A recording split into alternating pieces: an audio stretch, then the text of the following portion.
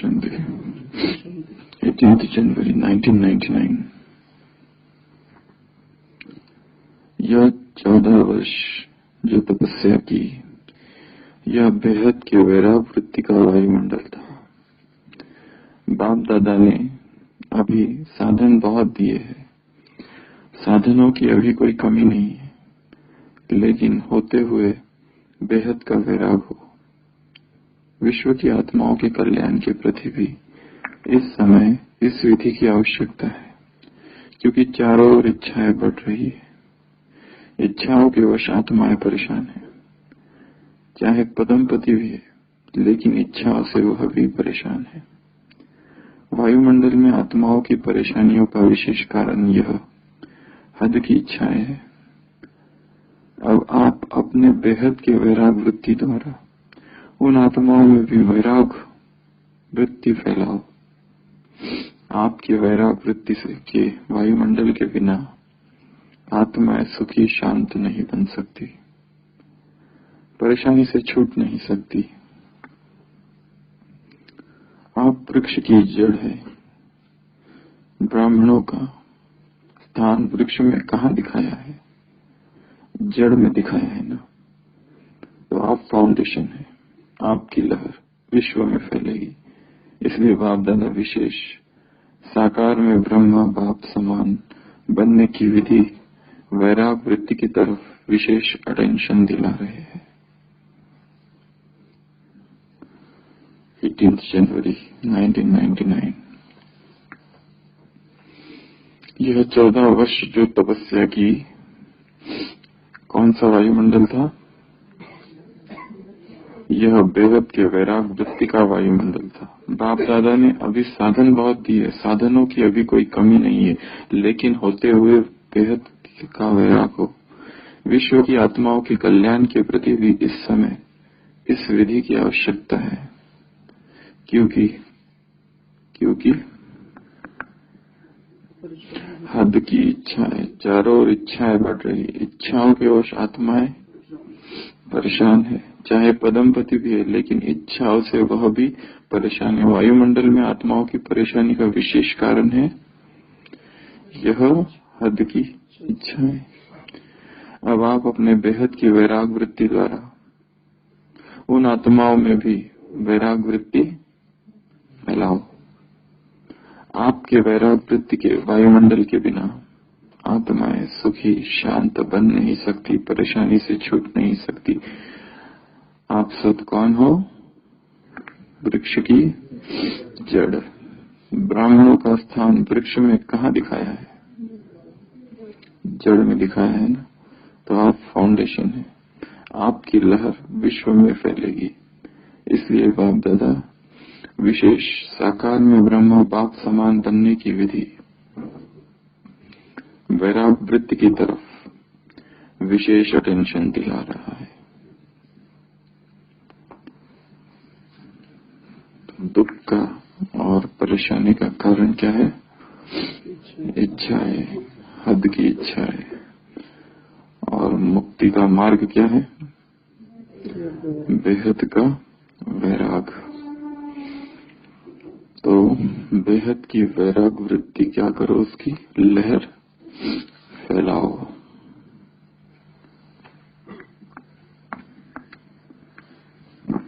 वैराग अर्थात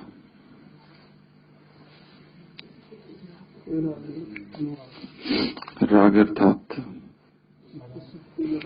लगाओ, आसक्ति, अटैचमेंट। राग संस्कृत शब्द है। राग अर्थात रंग। कोई भी रंग में न रंगना, अनकलर्ड रहना। कोई भी कलर जिसको न टच हो, ऐसी बेरंग की अवस्था, जहाँ कोई राग नहीं, कोई रंग नहीं, ऐसी अनकलर्ड स्टेट मन की वैराग है। तो वैराग अर्थात जहाँ कोई राग नहीं, जैसे प्रकाश है और अंधकार है। प्रकाश अंधकार अर्थात जहाँ प्रकाश का अभाव है। उसी तरह जहां राग का अभाव है, वह अवस्था वैराग है, वीतराग है। तो राग और द्वेष, एक है राग, एक है द्वेष। इन दोनों से परे की जो अवस्था है, अट्रैक्शन, रिपल्शन, आकर्षण, विकर्षण, दोनों से ही परे की अवस्था जो है वो वैराग है। और उसमें भी बाबा कहते हैं बेहद का वैराग, हद का नहीं। तो राग वह अवस्था है जिसमें योगी का मन स्थिर हो जाता है। वैराग की अलग अलग स्टेजेस बताई है, अलग अलग प्रकार बताए हैं, अलग अलग प्रकार से चर्चा हुई है शास्त्रों में भी, और बाबा ने भी बहुत विस्तार से वैराग की चर्चा की है। एक है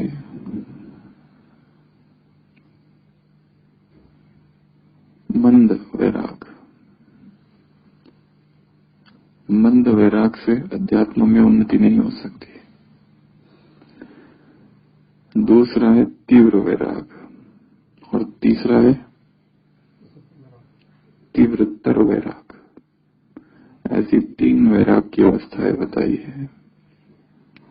एक है मंद। मंद वैराग वह अवस्था है जिसमें दोनों ही चीजें हैं। भगवान तो चाहिए, परंतु संसार भी उतना ही जोर से पकड़े हुए है। पुरुषार्थ तो करना है, परंतु मन में आसक्ति या घर किए हुए है। तो वह मंद वैराग इतनी तेजी से उन्नति का साधन नहीं। उसके आगे है तीव्र वैराग। तीव्र वैराग में प्रयत्न है, जहां जहां मन भाग रहा है उसको खींच के वापस स्थिर करना। तीव्र वैराग में इंद्रिय विषय, इंद्रियों को वश में तो किया है, परंतु मन में राग और द्वेष अभी भी छिपा हुआ है, और तीव्र वैराग। और तीसरा है तीव्रतर वैराग। उसमें मन भी स्थिर हो गया है। मन में इस संसार के किसी भी चीज का, वस्तु का असर होना बंद हुआ है।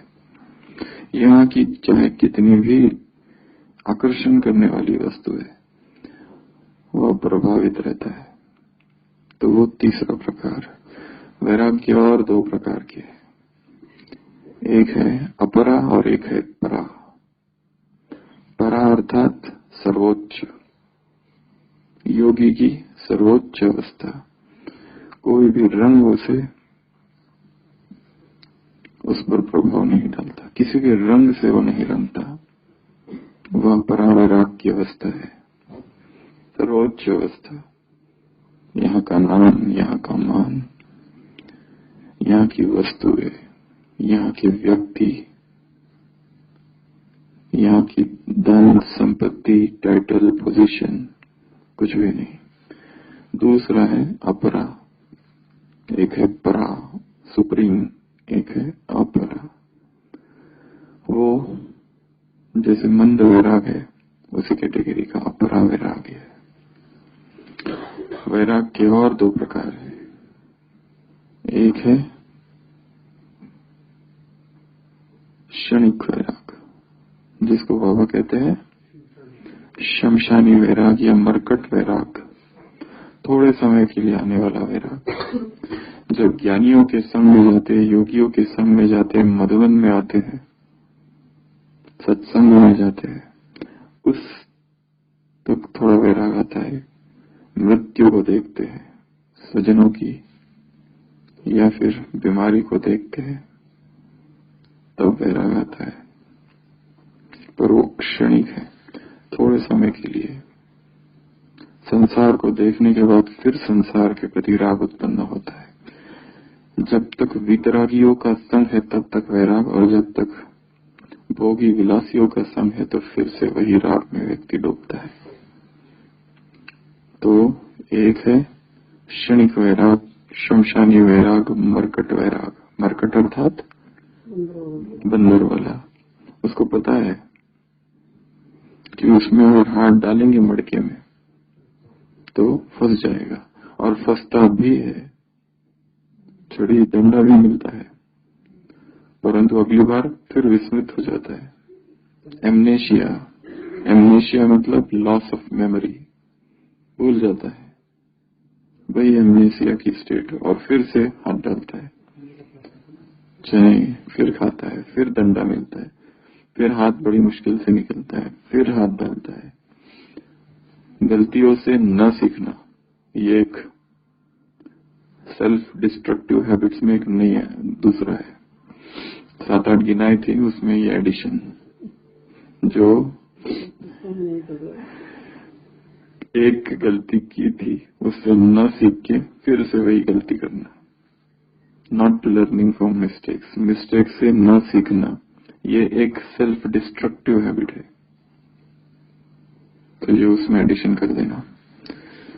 तो शमशानी वैराग, और फिर दूसरा है शाश्वत वैराग, परमानेंट। एक बार छोड़ दिया तो छोड़ दिया। महान आत्मा एक ही बार प्रतिज्ञा करती है, बार बार नहीं, एक ही बार, ओनली वंस।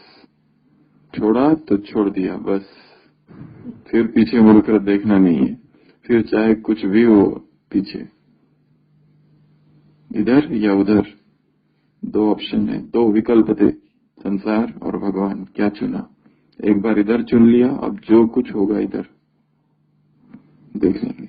फिर उसका संकल्प ही नहीं उधर क्या हो सकता था, वो ऑप्शन ही नहीं है। जीवन में जब ऐसी परिस्थिति आ जाए दुविधा वाली, या इधर जाए या उधर जाए, to be not to be, करे न करे, तब एक ऑप्शन पकड़ लिया, फिर दूसरा सोचो, दूसरा था ही नहीं, यही है, अब जो कुछ करना है इसी में करना है। नहीं तो लोग न इधर न उधर, दुविधा में दो गई, न माया मिली न राम, अधर में लटके है त्रिशंकु की तरह। अभी भी सोच रहे उधर अगर गए होते तो शायद अवस्था कुछ और होती। मधुबन में आने से तो सेंटर ही ठीक था। ये भी चल रहा है किस किस के मन में। तो वैराग अर्थात एक बार प्रतिज्ञा कर ली और बस, फिर अब इस पथ पर कुछ भी हो जाए, कुछ भी। Two ways diverged in the woods, and I chose the one less traveled, and that has made all the difference. दो मार्ग थे जंगल में, और मैंने वह मार्ग चुना जिस पर बहुत कम लोग चलते थे, और बस इसी एक बात ने सारा अंतर कर दिया है मुझ में और संसार में। क्योंकि वह मार्ग चुना है जिसमें भीड़ बहुत कम है। संसार के मार्ग में तो बहुत ट्रैफिक है, यहाँ पर ट्रैफिक नहीं है। राम इंटरनेशनल हाईवे में गलियों में और गलियारों में भीड़ होती है, लोग उधर से जाते हैं। ये तो इंटरनेशनल हाईवे है बड़ा। NH कितना? 14 क्यों? माउंट आबू से कनेक्टेड 14 0 0 तो इंटरनेशनल हाईवे। तो महाभारत में दिखा, भीष्म ने एक ही बार प्रतिज्ञा कर ली, बस। कई सारी बार ऐसी बातें आई कि प्रलोभन कहो या जो भी कहो, परिस्थितियां कहो, तोड़ने पर मजबूर की उसे, पर उसने नहीं तोड़ी अपनी प्रतिज्ञा। ऐसी भीष्म प्रतिज्ञा पुरुषार्थ के प्रति, ऐसी भीषण प्रतिज्ञा, ऐसी घनघोर प्रतिज्ञा पवित्रता की। फिर अपवित्रता का वह मार्ग, वासनाओं का वह मार्ग, काम का वह मार्ग, इच्छाओं का वह मार्ग हमारा मार्ग नहीं है, हमारा सब्जेक्ट नहीं है, उसमें फिर कोई रुचि नहीं, इंटरेस्ट नहीं। वैराग का पथ चुना है। भगवान साथी है और कोई नहीं चाहिए। तो ऐसी प्रतिज्ञा। तो एक है शमशानी वैराग, मरकट वैराग, क्षणिक वैराग, और दूसरा है शाश्वत वैराग, निरंतर वैराग, परमानेंट वैराग।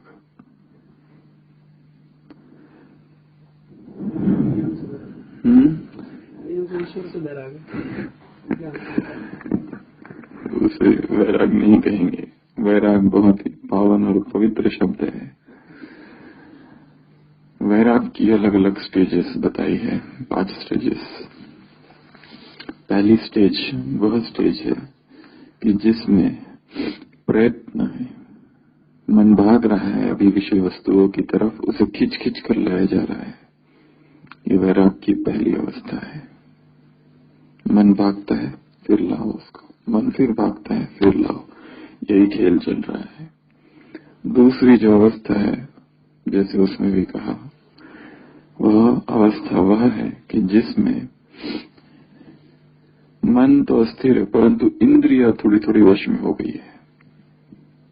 इंद्रिया वश में हो गई है। हर एक अवस्था के लिए संस्कृत में कोई नाम भी है, जिसमें मन अभी भी अस्थिर है परंतु इंद्रिया, क्योंकि अभ्यास बहुत समय से किया है,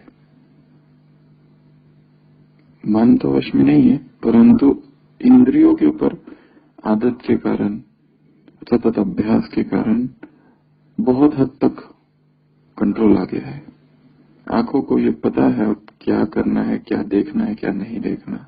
कानों को ये समझ में आ गया है क्या सुनना है, क्या नहीं सुनना है। मुख को ये पता चल गया ऐसी कौन सी बातें नहीं करनी है जो वैराग को मन में जन्म देती है।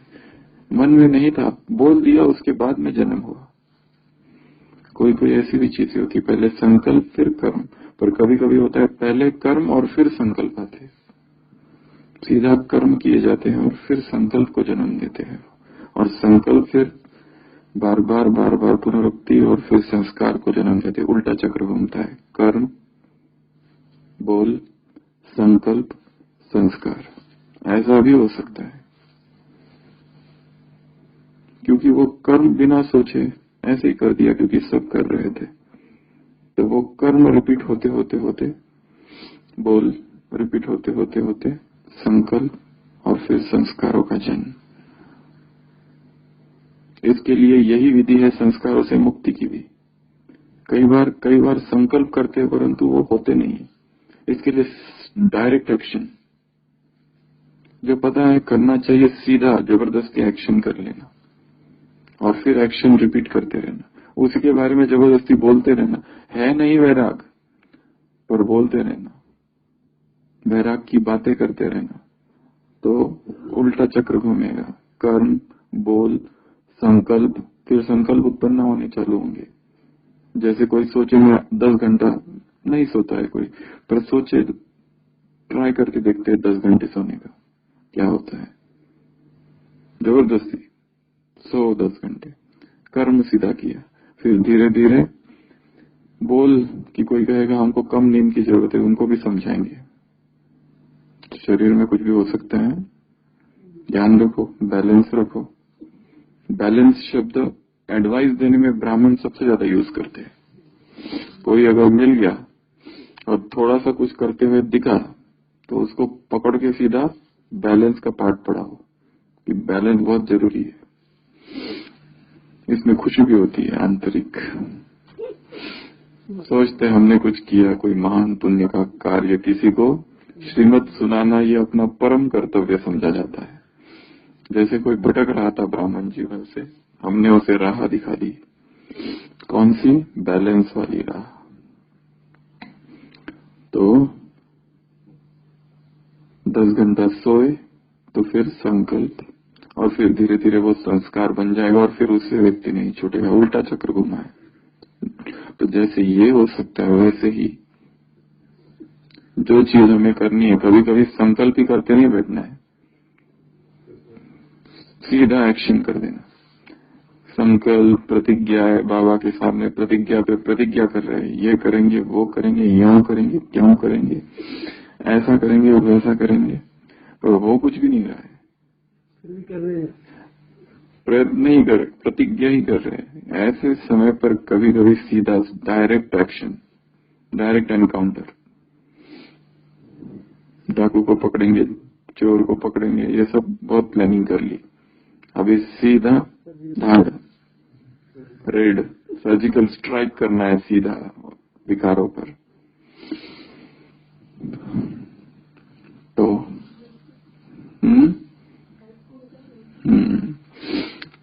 तो दूसरी अवस्था ये है। तीसरी अवस्था है जिसमें मन भी स्थिर हो गया है, परंतु मन में थोड़ा थोड़ा कोने में राग और द्वेष है। इंद्रिय तो वश में हो गई है, मन भी वश में हो गया है, परंतु कभी कभी वो राग प्रकट होता है, वो द्वेष प्रकट हो जाता है। एकेंद्रीय अवस्था, इसका नाम एकेंद्रीय अवस्था है। ये बहुत ऊंची अवस्था है। अगली अवस्था जो है, कितने हुए? 3। फिर उसके आगे की जो अवस्था है वो जैसे वहां कहां परा, वैसी परा और वैराग की अवस्था, जिसमें यहाँ की कोई भी चीज प्रभावित ही नहीं करती, प्रभाव होना ही बंद हो गया है। ये और उसके आगे की थोड़ा थोड़ा अंतर बताया है सब अवस्थाओं में, परंतु अपने वैराग वृत्ति को बढ़ाना है। अब वैराग कैसे लाए? दूसरा प्रश्न ये है, वैराग को कैसे लाया जाए? वैराग को लाने से पहले राग के क्या कारण है वो ढूंढने पड़ेंगे और उन पर सर्जिकल स्ट्राइक, उन पर आक्रमण करना पड़ेगा। कोऑर्डिनेटेड आक्रमण, बहुत ही ऑर्गेनाइज्ड जिसको कहते हैं, सुनियोजित, ऐसा सुनियोजित आक्रमण जिसमें फुल कोऑर्डिनेशन हो, सबका मन बुद्धि संस्कार, ऐसा आक्रमण। क्योंकि राग ही दुखों को जन्म देता है, तो वैराग उत्पन्न करने के लिए क्या करना पड़ेगा? क्या करें? वो मुरली में जो साकार और अव्यक्त में आती है उसको छोड़कर थोड़ा अलग भाषा में बताओ। पुरानी दुनिया, देह सहित देव के सर्व संबंधों को भूल, ये छोड़कर।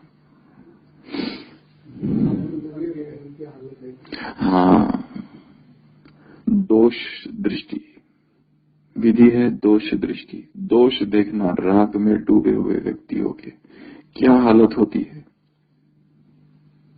जन्म मृत्यु जरा व्याधि दुख दोषानुदर्शनम, दर्शन करना जन्म का, जन्म में दुख, मृत्यु में दुख, व्याधि में दुख, बुढ़ापे में दुख, हर चीज में दुख है। कितना दुख समाया हुआ है। उन लोगों की स्टडी करना जो सांसारिक है और सांसारिक इच्छाओं में डूबे हैं। बाबा यहाँ कह रहे हैं हदों की इच्छाएं सभी दुखों का कारण है। जो राग में डूबे, मोह में डूबे हैं, या अपने आप को ही देखना। जब मैं राग में डूबा था तो मेरी क्या अवस्था थी मन की? क्या वैराग तीव्र था? जब किसी व्यक्ति के राग में डूबे थे, फंसे थे, देह में किसी के, गुणों में किसी के, प्रभाव में किसी के, तब चित्त की क्या अवस्था थी? दूसरों को छोड़ो, स्वयं को ही। दोष दृष्टि, डिफेक्ट्स देखना, उसमें क्या क्या होता है साक्षियों के। वो दिखाए ना, शुभदेव भागने लगा जन्म होते ही, तुम सर्वभूत हृदय मणिमानतोस्मि। जन्म हुआ और भागने लगा। उसको नहीं चाहिए संसार, जन्मते ही वैराग चाहिए ही नहीं, कुछ भी नहीं चाहिए यहाँ का। खोज, सत्य की खोज, सत्यान्वेषण करने। तो दोष देखना। महात्मा बुद्ध ने दोष देखे तो वैराग आया। भरतरी ने दोष देखे तो वैराग आया। गोपीचंद, कई सारे उदाहरण हैं। जब तक हम ये सोचते हैं मैं जो कुछ कर रहा हूं ये ठीक है, तब तक वैराग नहीं आता। जब ये पता चल जाए कि मैं ये जो कर रहा हूं ये ठीक नहीं है, तब वैराग आता है। और उससे नुकसान क्या क्या है, नेगेटिव चिंतन थोड़ा यहाँ चलाना होता है। दो मार्ग है वैराग के। एक तो है भगवान के प्रेम में ऐसे डूब जाओ कि संसार स्वतः ही छूट जाए, वो तो सबसे बड़ा मार्ग है। भोजन भवन भलो नहीं लागे, वो मीरा की अवस्था है।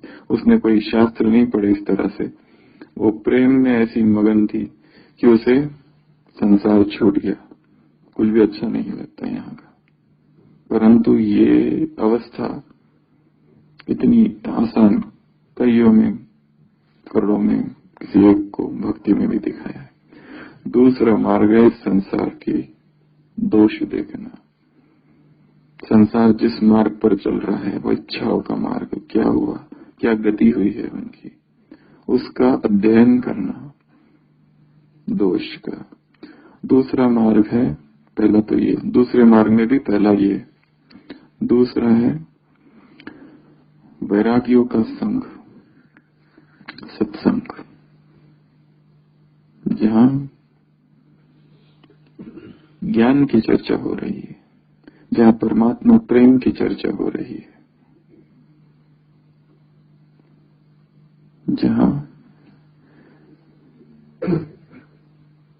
अध्ययन हो रहा है, जहां योगियों का संग है, तपस्वियों का संग है, तपस्या हो रही है, तपस्या का चिंतन चल रहा है, उनका संग करना तो भी मन में वैराग आएगा। क्योंकि जब तक वैराग्य नहीं तब तक अध्यात्म में उन्नति हो ही नहीं सकती।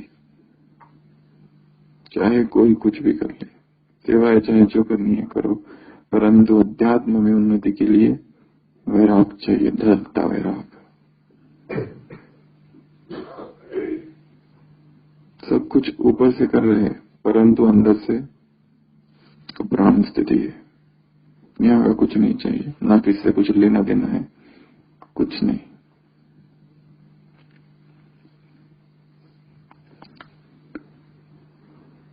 तो ऐसा वैराग लाना है अपने मन में, अपनी सेल्फ चेकिंग करनी है, किस राग ने मुझे पकड़ा है, किस आसक्ति ने, कौन से व्यक्ति ने। अगर कोई व्यक्ति है तो उस व्यक्ति के दोष देखना है, फिर यहाँ गुणग्राही नहीं बनना है। अगर किसी में मोह है तो हम सोचते हैं उसके दोष कैसे देखें, उसमें तो इतने सारे गुण हैं, परंतु मुझे देखने पड़ेंगे। क्यों? क्योंकि मैं आसक्त हूं। ये अनुरक्ति राग को उत्पन्न कर रही है। दोष देखने पड़ेंगे, दोष इस रीति से देखने पड़ेंगे, वो है तो मनुष्य कैसा भी हो, परंतु है तो मनुष्य। उसमें कितने भी गुण हो, दिए किसने हैं, दाता कौन है, चाहे कितना भी सहयोगी है, चाहे कितना भी स्नेही है, कुछ भी है, परंतु चाहे कैसा भी हो, परंतु एक पाठ जो यहाँ पढ़ाया गया है पहले दिन से, एक बाप दूसरा न कोई, वन बट नन, उसमें तो हम फेल हो रहे हैं ना। फिर यदि कहा है सर्व संबंधी तेरे सम कौन है, एक ही से सर्व संबंध रखने हैं, तो ये तो फिर ये जो कनेक्शन है, ये जो रिलेशन है, शायद आज संबंध जो है वो हम आया है ब्राह्मण परिवार में। बाबा ने अलौकिक संबंध को भी पेपर कहा है। चौथी परीक्षा 1970 की मुरली 18 जनवरी, चौथी परीक्षा कौन सी आएगी? अलौकिक संबंध के पेपर, इसी में पेपर आएंगे। तो इससे भी उपराम, तो ऐसा बेहद का वैराग अपने अंदर